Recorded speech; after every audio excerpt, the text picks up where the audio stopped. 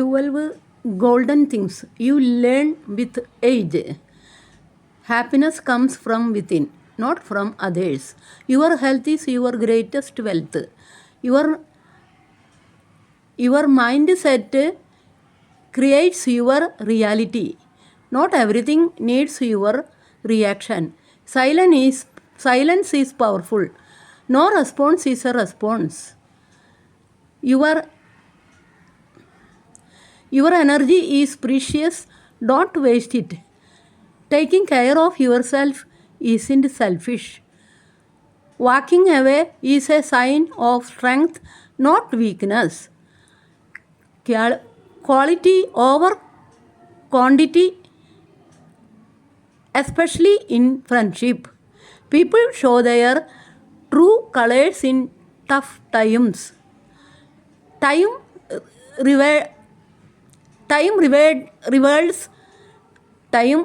reveals who truly cares.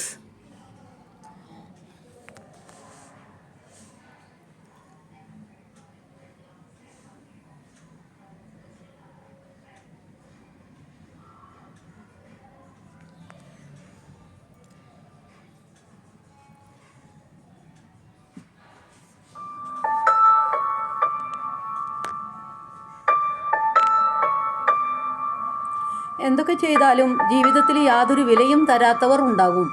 എല്ലാവർക്കും എപ്പോഴും നന്ദി പറയാൻ മറക്കരുത്. അവരാണ് നമ്മളെ ഉരുക്കുമനുഷ്യരാക്കിയത്.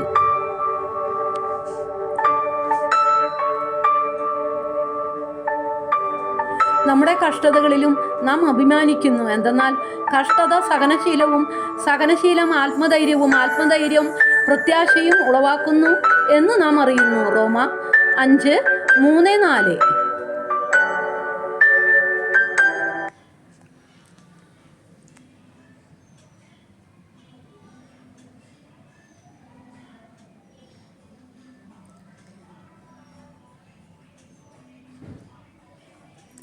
Feeling thoughtful. സ്നേഹം നഷ്ടപ്പെട്ടു പോയ ചില മനുഷ്യർക്ക് പരസ്പരം സ്നേഹിക്കുന്ന മനുഷ്യരോടൊക്കെയും തീർത്താൽ തീരാത്ത പകയാണ്. സ്നേഹത്തിൻ്റെ വിശുദ്ധമായ ഇടങ്ങളിലേക്ക് വിളിക്കാതെ വിരുന്നെത്തി ആ ഇടങ്ങളെ തന്നെ തകർത്ത് കളയും അവർ. മനോഹരമായ പൂക്കൾ ചൊരിഞ്ഞു നിൽക്കുന്ന ഒരു മരത്തിനെ ചുവട്ടിൽ വച്ച് അറുത്തു മാറ്റും പോലെ അവരവിടെ മൂർച്ചയുള്ളൊരു ആയുധമായി മാറും. പൊട്ടിമുളയ്ക്കാൻ ശേഷിയില്ലാത്ത വിധം അറുത്തുമാറ്റിക്കളയുന്ന മരങ്ങളുടെയൊക്കെ മണ്ണാഴത്തിൽ പടരുന്ന വേരുകളെക്കുറിച്ച് ആരാണ് ചിന്തിക്കാറ്? പതിയെ നീറി അഴുകിയില്ലാതാകുന്ന പാവം വേരുകൾ. രണ്ട് മനുഷ്യരുടെ സ്നേഹത്തിനിടയിൽ പുറമേ കാണുന്ന സന്തോഷം പൂക്കളെ പോലെയാണ്. ആ സന്തോഷമാണ് ചില മനുഷ്യരെ അസ്വസ്ഥരാക്കുന്നത്. തനിക്ക് നഷ്ടപ്പെട്ട ആ വസന്തകാലം മറ്റൊരു മരത്തിൽ പൂവിട്ട് കാണുന്നതിലെ അസൂയയുടെ അങ്ങേയറ്റം. പക്ഷേ ആ വസന്തത്തിലെത്താൻ അവരുടെ സ്നേഹത്തിൻ്റെ ആഴത്തിലോടിയ വേരുകൾ വേനലും മഴയും താണ്ടി തടസ്സങ്ങളുടെ പാറകൾ തുരന്ന് തളർന്ന് കിതച്ചതിൻ്റെ കഥ ആരറിയാൻ ശ്രമിക്കുന്നു? നമ്മൾ കാണുന്ന സന്തോഷകരമായ ജീവിതങ്ങൾക്കെല്ലാം അപ്പുറം അതിജീവനത്തിൻ്റെ വേരുകൾ ആഴ്ന്നിറങ്ങിപ്പോയ ചളിക്കുണ്ടുകളുടെ കഥയുണ്ടാവും. ആ സന്തോഷത്തിൽ അസൂയ കൊണ്ട് അസ്വസ്ഥരായിക്കൊണ്ട് ആ സന്തോഷങ്ങളുടെ പൂക്കളെ തല്ലിക്കെടുത്തുന്നവർ അറിയാതെ പോകുന്നതും ആ വേരുകളുടെ കഥയാണ്. കടപ്പാട്.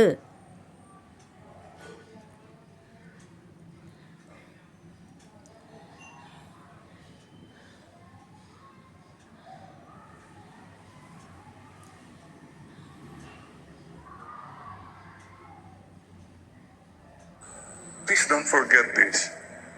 Pay back time. What are you doing the rest of your life? Magpayaman pa rin, magpasikat lang, komportable lang, Father. No. The rest of my life, the best of my life. You ask yourself, baka may magawa pa ako in terms of my time, my talents, and my treasures. And finally, the third mark of all of us baptized is kerygma, proclamation, witnessing, that you spread the faith, you spread the presence of God. Are you doing something para maramdaman ng mga taong presensya niya through you? You be a joyful, happy, smiling person. You're already proclaiming the presence of a loving God.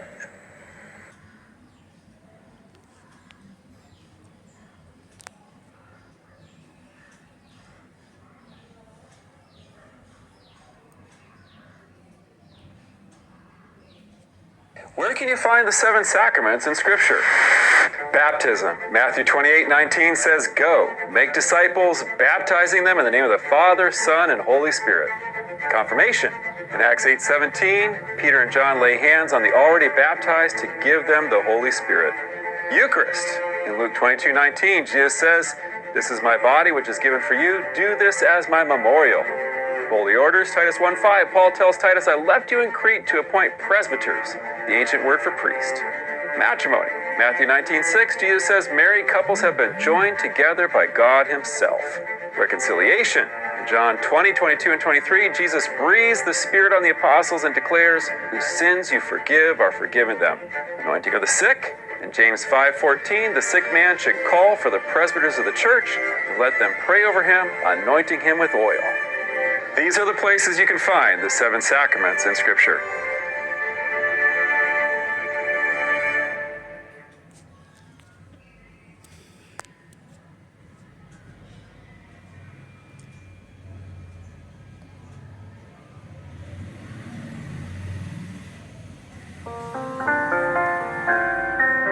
കാൽപ്പാടുകൾ എന്നൊരു കഥയുണ്ട്.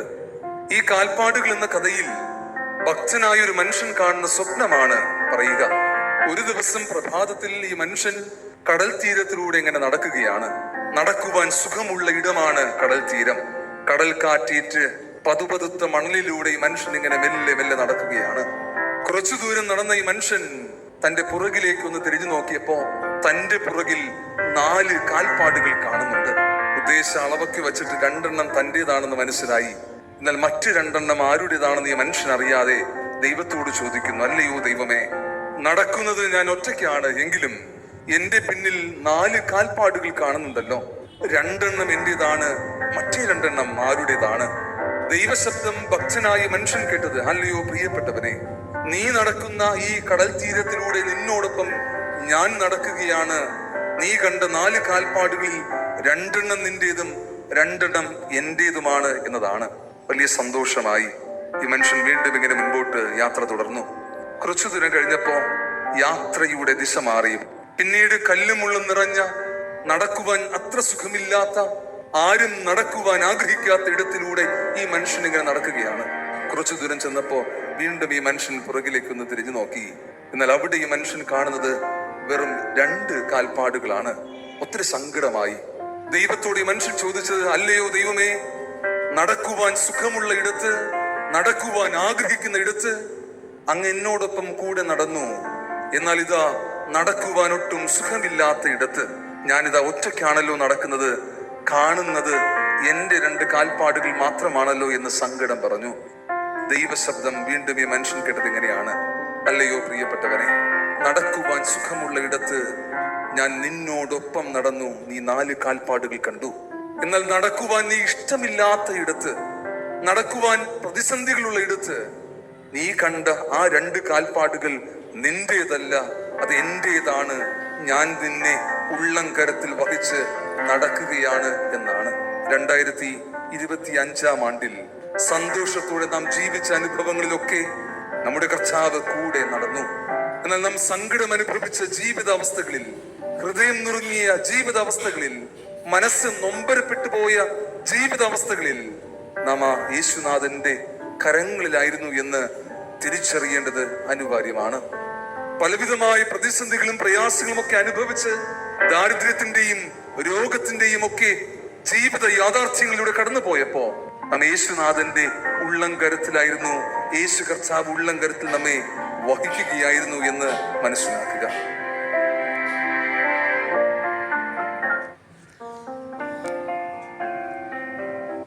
എന്നോടൊപ്പം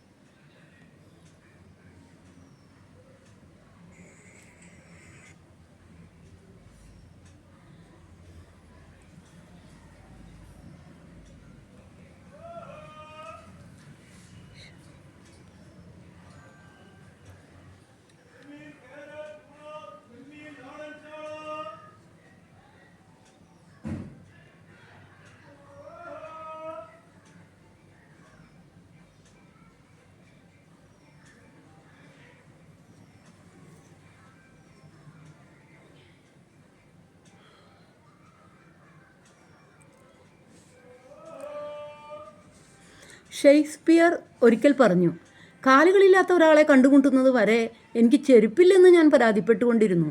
അത് കഴിഞ്ഞപ്പോഴാണ് എനിക്ക് മനസ്സിലാകുന്നത് അനുഗ്രഹങ്ങൾ നിറഞ്ഞതാണ് ജീവിതം. പക്ഷെ ചിലപ്പോൾ നമ്മൾ അതിനെ വിലമതിക്കില്ല എന്ന് മാത്രം. ഒരിക്കലും ഒരു ദരിദ്രൻ 20 വർഷക്കാലം താൻ സമ്പാദിച്ച ഓരോ ചില്ലിക്കാശും സൂക്ഷിച്ചു വെച്ച് ആ പണം കൊണ്ട് തൻ്റെ കുടുംബത്തിന് ഒരു വീട് പണിയാൻ ഉപയോഗിച്ചു. ഒടുവിൽ വീട് പണി പൂർത്തിയായി. ഇതിന് ശേഷം കുടുംബത്തോടൊപ്പം പുതിയ വീട്ടിലേക്ക് മാറാൻ ഒരു ശുഭദിനം തിരഞ്ഞെടുത്തു. എന്നാൽ ആ ദിവസത്തിന് 2 ദിവസം മുൻപ് ഒരു ഭൂകമ്പമുണ്ടായി. അവൻ്റെ വീട് പൂർണ്ണമായും നശിച്ചു. വാർത്ത അറിഞ്ഞ അയാൾ മാർക്കറ്റിൽ പോയി മധുരപലഹാരങ്ങൾ വാങ്ങി തൻ്റെ വീട് നിന്ന സ്ഥലത്തേക്ക് പോയി. ധാരാളം ആളുകൾ ഒത്തുകൂടിയ സ്ഥലത്ത് ആ മനുഷ്യനെത്തി. അവിടെ താമസിക്കാൻ പോലും കഴിയുന്നതിന് മുമ്പ് തന്നെ തൻ്റെ വീട് നഷ്ടപ്പെട്ടതിനാൽ അയാൾ ആശങ്ക പ്രകടിപ്പിച്ചു. ചിലർ അദ്ദേഹത്തെ ആശ്വസിപ്പിക്കാൻ ശ്രമിച്ചു. പക്ഷേ ആ മനുഷ്യൻ മധുരപലഹാരങ്ങൾ എടുത്ത് എല്ലാവർക്കും വിതരണം ചെയ്യാൻ തുടങ്ങി. ഇത് കണ്ട് അവിടെ ഉണ്ടായിരുന്ന എല്ലാവരും അത്ഭുതപ്പെട്ടു. ഇത് കണ്ട് അവൻ്റെ ഒരു സുഹൃത്ത് ചോദിച്ചു, നിങ്ങൾക്ക് ഭ്രാന്താണോ? പുതുതായി നിർമ്മിച്ച നിങ്ങളുടെ വീട് തകർന്ന് നിങ്ങളുടെ ആജീവാനന്ദ സമ്പാദ്യം പാഴായി. ഇവിടെ നിങ്ങൾ സന്തോഷത്തോടെ മധുരപലഹാരങ്ങൾ വിതരണം ചെയ്യുന്നു. പാവം പുഞ്ചിരിച്ചുകൊണ്ട് പറഞ്ഞു, ഈ സംഭവത്തിൻ്റെ നിഷേധാത്മക വശം മാത്രമേ നീ കാണുന്നുള്ളൂ. അതുകൊണ്ട് ക്രിയാത്മക വശം കാണാൻ നിനക്ക് കഴിയുന്നില്ല.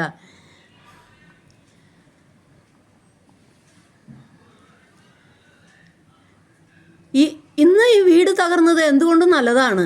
ഒരു ദിവസത്തിന് ശേഷമാണ് അത് തകർന്നിരുന്നെങ്കിൽ കുടുംബത്തോടൊപ്പം ഈ വീട്ടിൽ താമസിക്കുന്നുണ്ടായിരുന്ന ഞാനും എൻ്റെ ഭാര്യയും കുട്ടികളും എല്ലാവരും കൊല്ലപ്പെടുമായിരുന്നു. അപ്പോൾ എത്ര വലിയ നഷ്ടം സംഭവിക്കുമായിരുന്നു. അപ്പോൾ എന്ത് സംഭവിച്ചാലും അത് നല്ലതിന് മാത്രമായിരുന്നു എന്ന് കരുതുക. പാഠം: നമുക്ക് എല്ലാം നഷ്ടപ്പെട്ടതായി തോന്നുന്ന നിരവധി സമയങ്ങളുണ്ടാകും ജീവിതത്തിൽ. എന്നാൽ ആ സമയത്ത് ബുദ്ധിമുട്ടുള്ള സാഹചര്യത്തോടൊരു ക്രിയാത്മക വീക്ഷണം നിലനിർത്തിയാൽ നമുക്ക് ആ സാഹചര്യത്തെ ശാന്തമായും മികച്ചതായും കൈകാര്യം ചെയ്യാൻ കഴിയും. ഞാനിത് മുൻപ് പറഞ്ഞു എന്ന് തോന്നുന്നു, എനിക്ക് ഓർമ്മയില്ല ഈ കാര്യം.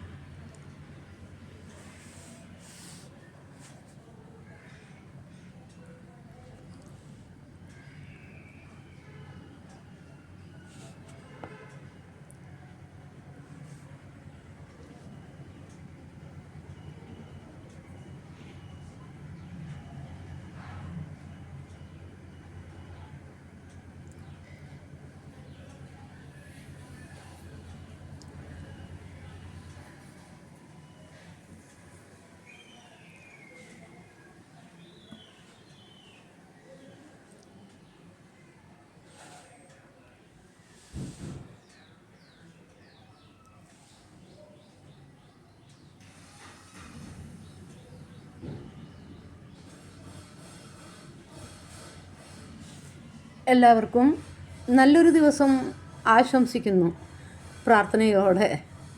Good morning. എൻ്റെ വീടിൻ്റെ ഷോക്കേസാണ് മക്കളുടെ കല്യാണ ഫോട്ടോവും എൻ്റെ ബുക്കുകളും വെച്ചപ്പോൾ ഒരു സന്തോഷം എല്ലാവരുമായി പങ്കുവയ്ക്കാൻ. നല്ലൊരു ദിവസം പ്രാർത്ഥനയോടെ.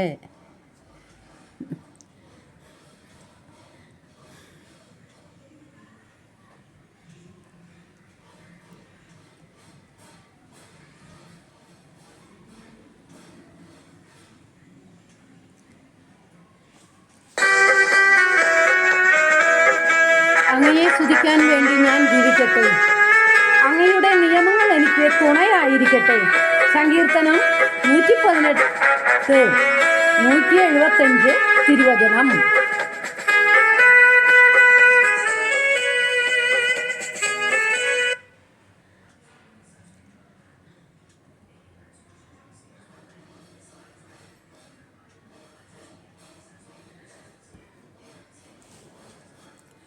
There is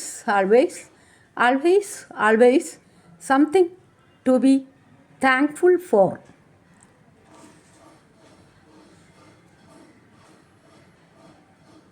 Doesn't give you the people you want. He gives you the people you need to heal you, to comfort you, to leave you, to love you, and to make you the person that you were meant to be.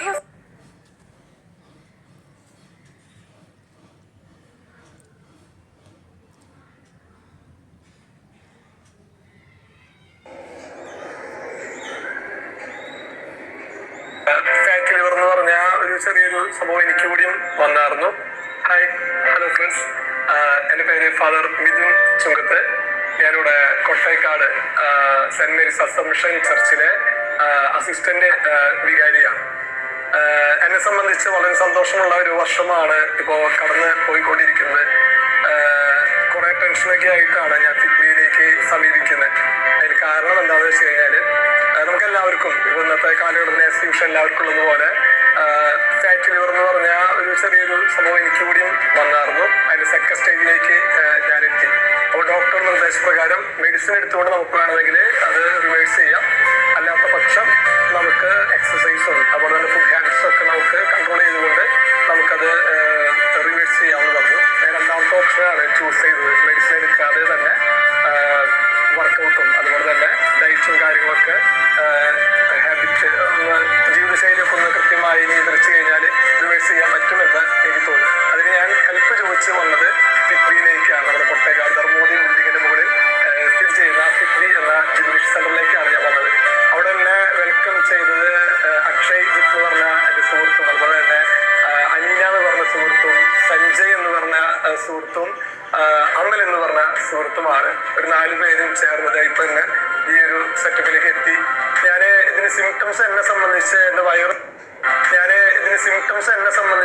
വയറ് ഭയങ്കരമായിട്ട് നന്നായിട്ട് വരികയും അത് ഭയങ്കരമായിട്ട് ക്ഷീണം വരികയും അതുപോലെ തന്നെ എന്താ പറയാ പെട്ടെന്ന് ടയേർഡാവുന്ന ഒരു ഇതൊക്കെ എനിക്കുണ്ടായിരുന്നു. പക്ഷെ ഇവിടെ വന്ന് തുടക്കത്തിൽ കുറച്ച് ബുദ്ധിമുട്ടിയെങ്കിലും പിന്നീട് അതൊരു ജീവിതത്തിന്റെ ഭാഗമായി എക്സസൈസും കാര്യങ്ങളൊക്കെ വളരെ നന്നായിട്ട് തന്നെ എനിക്കത് ചെയ്യാനായിട്ട് സാധിച്ചു. ഇപ്പൊ എന്നെ സംബന്ധിച്ച് ഞാൻ ഫാർ ബെറ്ററാണ്. അതുകൊണ്ട് എനിക്കൊരു കാര്യം, ഞാനിവിടെ ഈ ഫിറ്റ്ബിയിലെ ഒരു ചുമരിന്മേ വിരാട് കോഹ്ലിയുടെ ഒരു ക്യാപ്ഷൻ എഴുതി വെച്ചത് അത് പ്രകാരമാണ്. Whatever you want to do with full passion and work really hard towards it.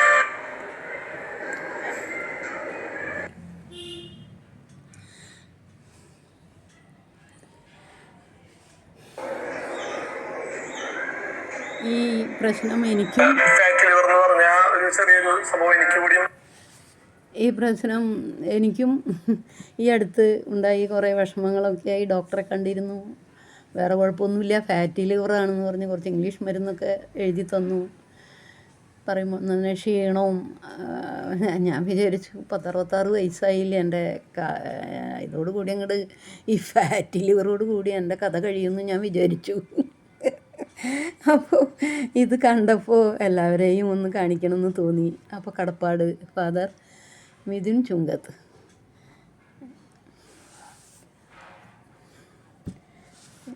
ഇത് കണ്ടതിൽ സന്തോഷമുണ്ട്. എനിക്കൊരു സമാധാനം കിട്ടിയ പോലെ ഇത് കണ്ടപ്പോൾ. എനിക്ക് ഈ ഫാറ്റി ലിവറിൻ്റെ ആദ്യത്തെ സ്റ്റെപ്പാണെന്ന് പറഞ്ഞ് ഡോക്ടർ. ശ്രദ്ധിച്ചാൽ മതി എന്ന് പറഞ്ഞു. പക്ഷെ എൻ്റെ മനസ്സിൽ ഒരു വിഷമമുണ്ടായിരുന്നു. ചെറുപ്പക്കാരൊക്കെ ഇത് വന്നു കഴിഞ്ഞാൽ വലിയ കുഴപ്പമില്ലാണ്ട് നീങ്ങും, പക്ഷേ എൻ്റെ കാര്യം പെശകാകുമെന്ന് തോന്നുന്നു എന്ന് ഞാൻ വിചാരിച്ചു. അപ്പോൾ കടപ്പാട് മിഥുനച്ഛന് ഇരിക്കട്ടെ. താങ്ക്സ്.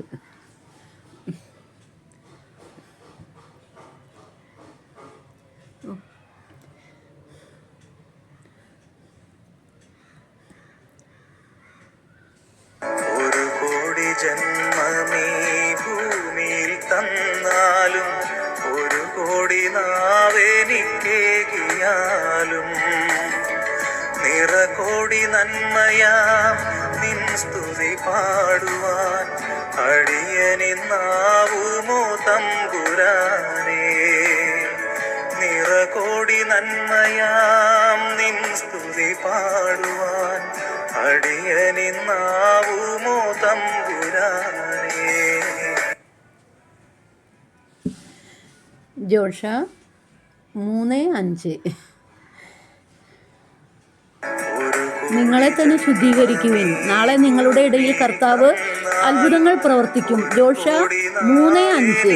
കേകിയാലും ഈ വചനഭാഗം വായിച്ചപ്പോൾ എൻ്റെ രാജാവായിരുന്നിട്ടും പാവം ഈശോ എന്ന ബുക്കിൽ ജോഷ 3-ാം അധ്യായത്തിൽ ഒരു കാര്യം കൊടുത്തിരുന്നു. ജോഷ 3-ാം അധ്യായത്തിലെ വചനഭാഗം പറഞ്ഞിട്ട് എൻ്റെ രാജാവായിരുന്നിട്ട് പാവം ഈശോ എന്ന പുസ്തകത്തിൽ ഞാൻ കൊടുത്തിരുന്നു. അതൊരു ഒരു അനുഭവത്തിലൂടെയാണ് ഞാനിത് പറയുന്നത്. ഒരു പള്ളിയിലെ മാതൃസംഘടന ഉള്ള കുറച്ച് അമ്മമാരെ പ്രാർത്ഥനയും എല്ലാത്തരം കാര്യങ്ങളുമുണ്ട്. പക്ഷേ അവരുടെ ഉള്ളിൽ നിലനിൽക്കുന്നത് ഞാനാ വലുത്, നീയാ വലുത്, എന്നെയാണോ അവർക്ക് കൂടുതൽ ഇഷ്ടം, നിന്നെയാണോ, ഞാനാണ് കാര്യങ്ങളെല്ലാം നോക്കുന്നത്, അങ്ങനെയുള്ള ഭയങ്കര ഉള്ളിൽ ഉൾപ്പോരെന്ന് പറയില്ലേ, അതുപോലെ അങ്ങോട്ടും ഇങ്ങോട്ടും ഭയങ്കര ഫയറിങ്ങാണ് മനസ്സിൽ. പുറത്തേക്ക് കാണിച്ചില്ലെങ്കിലും മനസ്സിൽ അങ്ങനെയാണ്.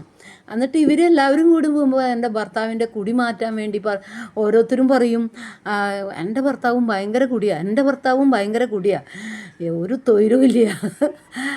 എല്ലാവരും ഒന്ന് പ്രാർത്ഥിച്ചോളോ. ഇന്നത്തെ പ്രാർത്ഥനയിൽ എല്ലാ മാതൃസംഘടന എല്ലാ അമ്മമാരും പരിപാടി ആസൂത്രണം ചെയ്തു പ്രാർത്ഥനയ്ക്കാൻ, ഭർത്താക്കന്മാരുടെ കുടി നിർത്താൻ. ഞാൻ പറയണ ഇവരുടെ മനസ്സിൽ ഈ വക വിചാരങ്ങൾ, ഞാനെന്ന ഭാവം, അസൂയ, ഇതെല്ലാം വെച്ചുകൊണ്ട് ഭർത്താവിന് വേണ്ടി പ്രാർത്ഥിച്ചു കഴിഞ്ഞാൽ ദൈവം ഇങ്ങനെയാ പ്രാർത്ഥന കേൾക്കുക ഇവരുടെ. ആദ്യം ഈ അമ്മ സംഘടനയിലത്തെ ഇവർ തന്നെ ആദ്യം തന്നെ ശുദ്ധീകരിക്കട്ടെ, വിശുദ്ധീകരണത്തിലേക്ക് വരട്ടെ, എന്നിട്ട് അവരുടെ ഭർത്താക്കന്മാരുടെ കൂടി മാറ്റാനുള്ള പ്രാർത്ഥന ദൈവം കേൾക്കും, ഉറപ്പാണ്. ഞാൻ പൊതുവായിട്ട് പറഞ്ഞു എന്ന് മാത്രം, ആർക്കും എന്നോടൊന്നും തോന്നരുത്. നിങ്ങളെ തന്നെ ശുദ്ധീകരിക്കുവേൻ, നാളെ നിങ്ങളുടെ ഇടയിൽ കർത്താവ് അത്ഭുതങ്ങൾ പ്രവർത്തിക്കും. നിങ്ങളെ തന്നെ ശുദ്ധീകരിക്കാതെ നിങ്ങൾ വേറൊരാളുടെ കാര്യങ്ങൾക്ക് വേണ്ടിയിട്ട്, തെറ്റുകൾക്ക് വേണ്ടിയിട്ട് പ്രാർത്ഥിക്കാൻ പറഞ്ഞാൽ ദൈവം എങ്ങനെയാണ് പ്രാർത്ഥന കേൾക്കുക? അപ്പോൾ എല്ലാവർക്കും നന്മ വരട്ടെ പ്രാർത്ഥനയോടെ. Good morning.